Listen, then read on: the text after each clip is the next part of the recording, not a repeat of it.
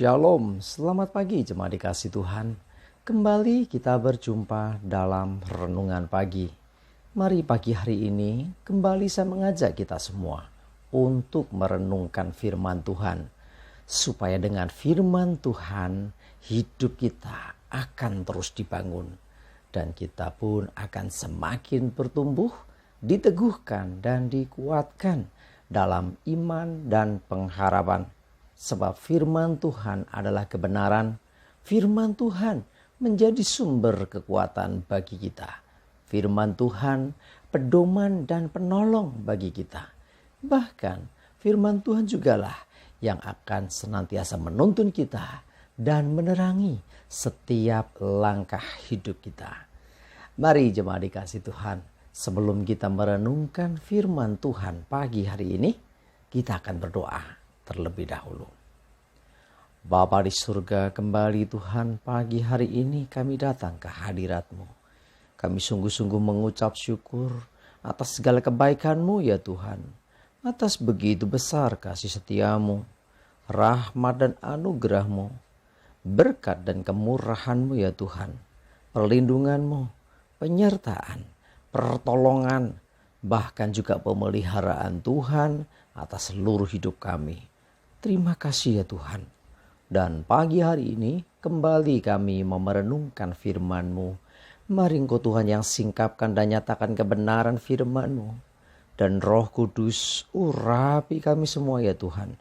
Sehingga kami bisa menangkap firman-Mu, mengerti kebenaran dan juga melakukan firman Tuhan dalam hidup kami. Terima kasih ya Tuhan.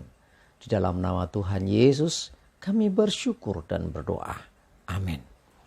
Mari jemaat dikasih Tuhan, kita akan sama-sama buka Alkitab kita. Renungan pagi hari ini saya ambilkan dari Matius 5 ayat 13. Saya bacakan. Kamu adalah garam dunia. Jika garam itu menjadi tawar, dengan apakah ia diasinkan? Tidak ada lagi gunanya selain dibuang dan diinjak orang. Jemaat dikasih Tuhan, dikatakan kamu adalah garam dunia. Fungsi garam tentu kita sering mendengar ya, secara medis juga ada banyak fungsinya. Ya, garam selain memberi rasa, ya, rasa asin, rasa gurih, garam juga punya fungsi yang lain.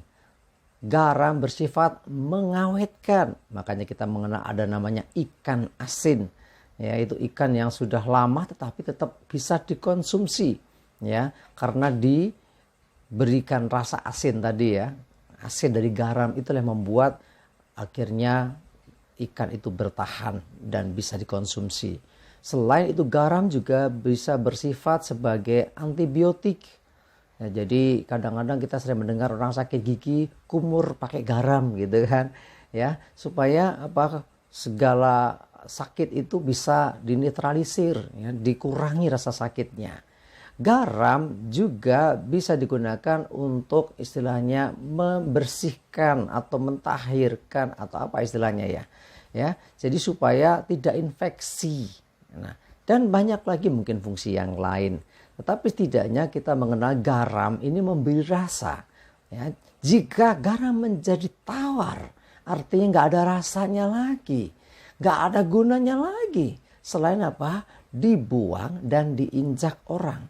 Bapak Ibu Saudara dikasih Tuhan, kita ini harusnya berfungsi di dunia ini seperti garam.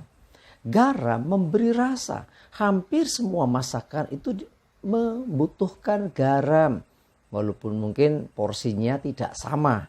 Ada yang sedikit, ada yang agak banyak. Ya, tetapi yang kita mesti mengerti bahwa bagaimana ketika garam itu berfungsi.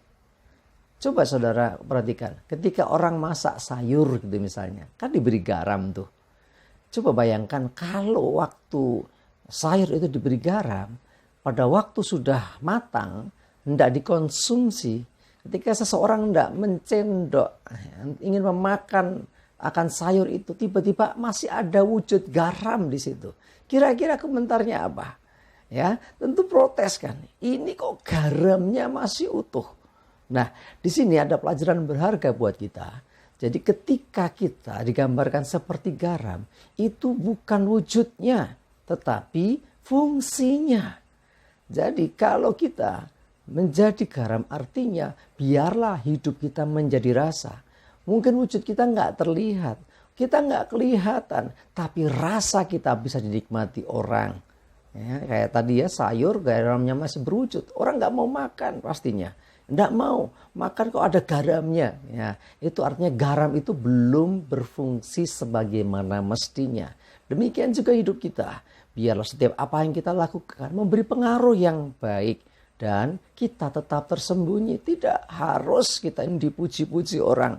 Justru sebaliknya biar rasa saja yang dinikmati.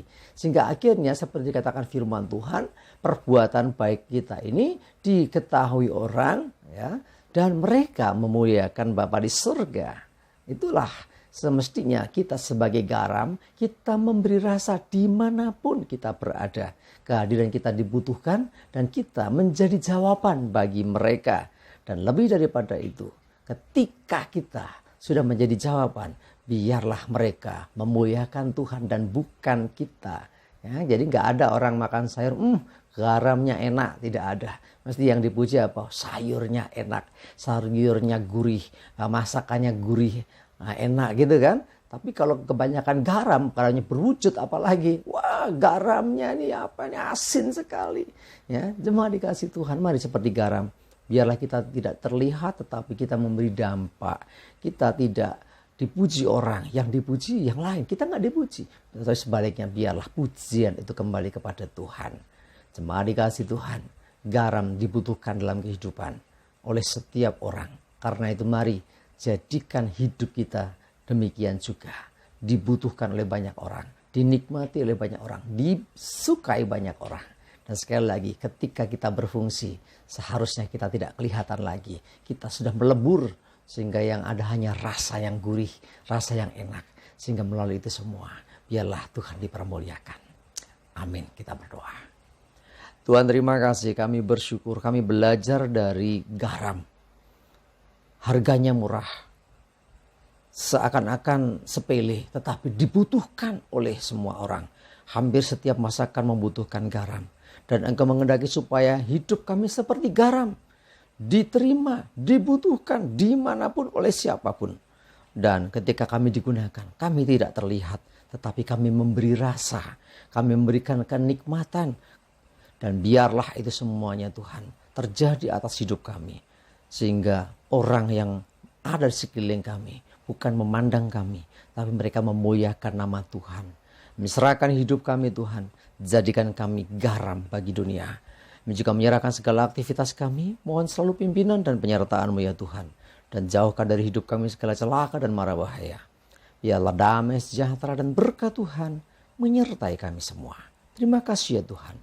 Dalam nama Tuhan Yesus kami bersyukur dan berdoa. Amin.